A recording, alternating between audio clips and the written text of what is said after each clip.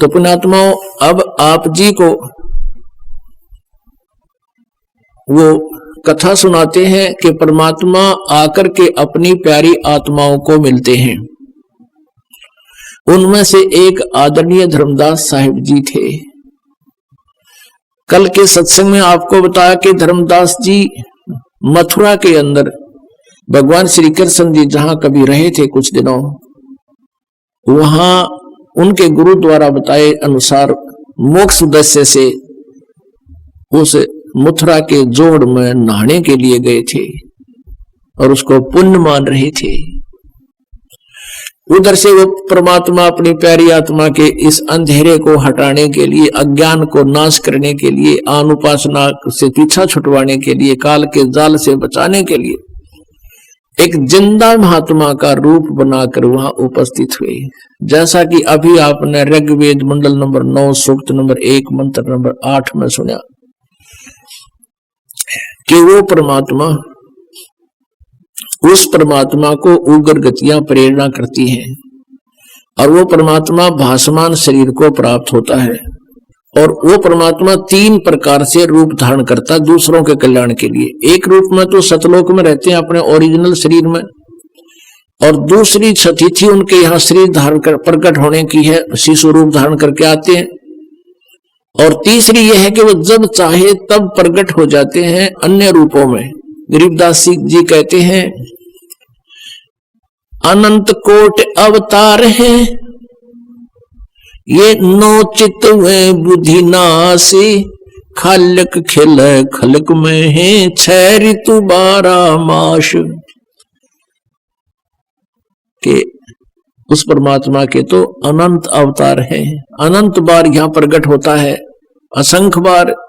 और ये 9 चित्त में बुद्धि नाश, यानी बुद्धिहीन लोग केवल 9 ही अवतार मानते हैं।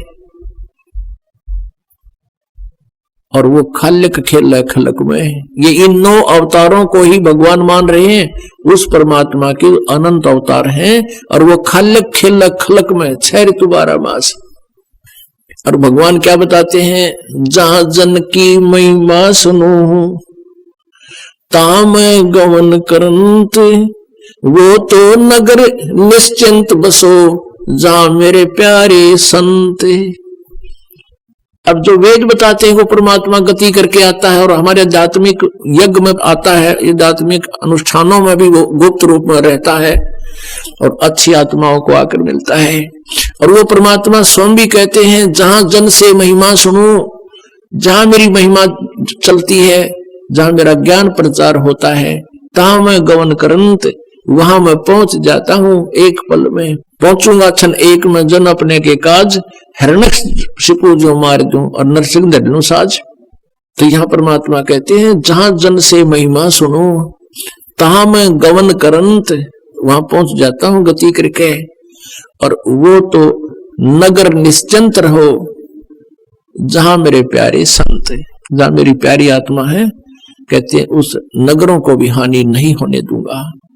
पवित्र बाइबल में लिखा है, एक जगह कहते हैं एक व्यक्ति के पास भगवान पहुंच गए और उन्होंने कहा कि ऐसे ऐसे उस नगर में बहुत हाहाकार मच रही है और लोग अन्यायी हो गए हैं, उस नगर को मैं नाश करूंगा।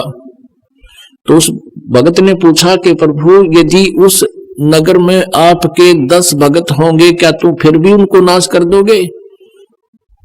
कि नहीं, यदि मेरे 10 भक्त भी होंगे तो भी उस नगर को मैं नाश नहीं करूंगा। फिर पूछा कि वहां आपके यदि 2 भक्त होंगे तो भी नाश कर दोगे? कि नहीं, मेरा 1 भक्त भी होगा तो भी मैं उस नगर का नाश नहीं करूंगा। तो पुण्यात्माओं, यहां वही परमात्मा कहते हैं, जहां जन की महिमा सुनो तहां मैं गवन करंत, और वो तो नगर निश्चिंत रहो जहां मेरे प्यारे संत। पुण्यात्माओं, एक भगत के कारण भी एक नगरी बसी रहती है, तो वो कितने निकम्मे आदमी हैं। तो इसलिए कहते हैं, संत ना होते जगत में तो जल मरता संसार। तो परमात्मा हर युग में रहते हैं, हर पल में रहते हैं, लेकिन वो उस समय उनका जो सतिथि होती है वो गुप्त रहते हैं, उनको कोई पहचान नहीं सकता। ना तो आग ला दे काल यहाँ पे, वो परमात्मा इस जो है जलते हुए काल के लोक में बर्फ का काम करते हैं यहाँ। और परमेश्वर ने प्रत्येक ब्रह्मांड में अपना एक गुप्त स्थान बना रखा है, जैसे राजदूत भवन होता है, और वहां रहने से भी हमें बहुत राहत यहाँ मिल रही है। तो पुण्यात्माओं, ये काल है, और काल आपने देखा होगा गीता जी में अपना विकराल शरीर दिखाता है, रूप दिखाता है, जो अर्जुन जैसे योद्धा भी कांप जाते हैं, थर थर कांप रहे होते हैं, और उसने हम भगवान मान रहे थे।